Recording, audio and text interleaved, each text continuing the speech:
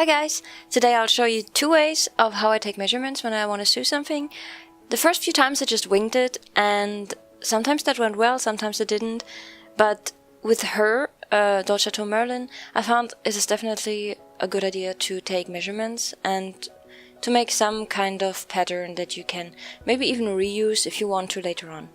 Okay, first of all,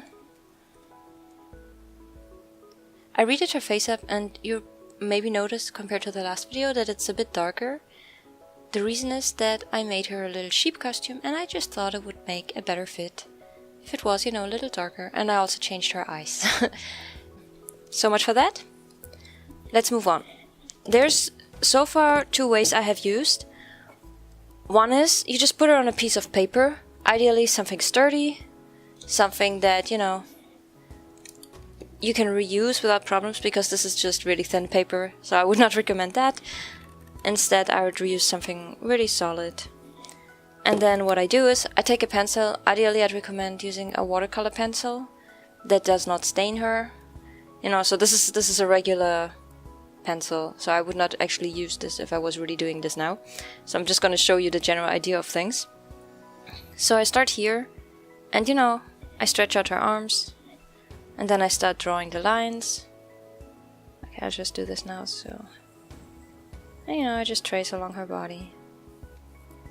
Look, you just need to do one side, actually. Because the other one is pretty much a mirror of her. I mean, it's just, you know, it's the same thing as the other side. Unless your doll is, like, different in that regard.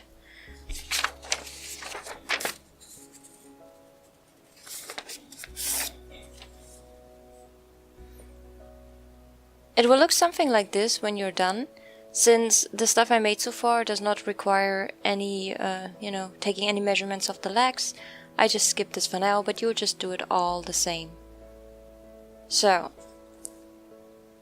what you need to consider is, let's, you know, let's assume this is the back side that we have here. So, you would have to add an additional piece of overlap.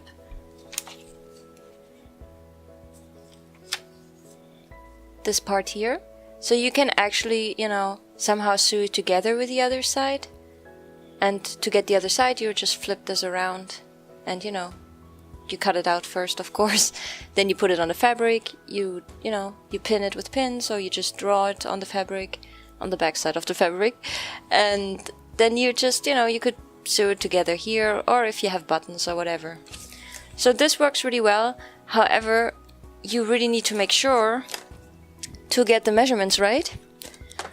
I did this wrong the first time around, and luckily I had enough leeway on the material so I could, you know, fix it. But if you don't, then you might, you know, kind of waste material. So what I do is I take a flexible measuring band. It's very long. I take her, and now I start measuring the entire circumference. You can also just rely on the company measurements, but if I have her here, I mean, you know, why not verify that? For instance, I'll take her butt, and it will tell me it's 19 centimeters. So I go back to my drawing, and I need to, you know, consider, okay, you also need to account for the sides. So we just measured 19 centimeters, which means I will take the hip part on my drawing, and, you know, I will check, okay, so 19 divided by 2 is 9.5. So we know that from this side to this side, she is 9.5. And since we just drew half of it, we have to divide it again, which means we end up with something like 4.7. Let's just assume this is borderline correct, something in the ballpark of 4.7. And now I'll put the measuring band on my drawing, and I'll see that all I have so far is a 4.2. So, you know, I need to expand this a little. So I will end up redrawing my stuff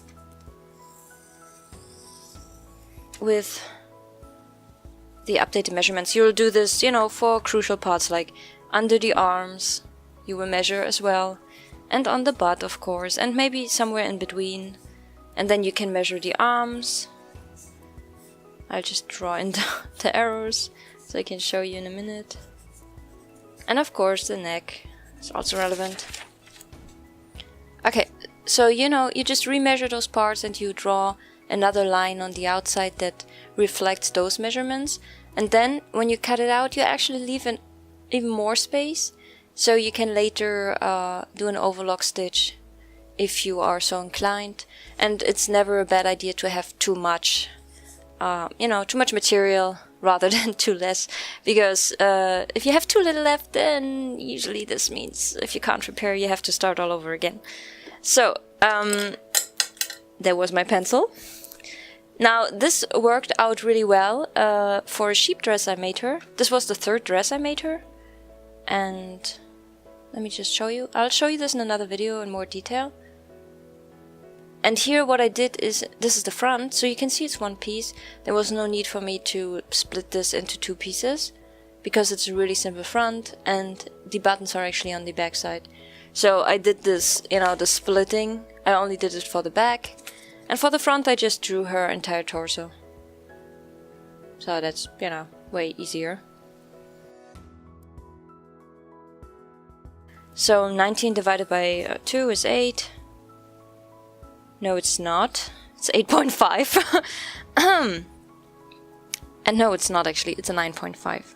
19 divided by 2 is 9.5, which means that we are here.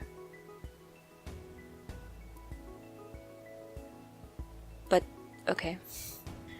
She is 9.5. And since we just drew half of it, we have to divide it again, which means we end up with something like 4.7. Let's just assume this is borderline correct.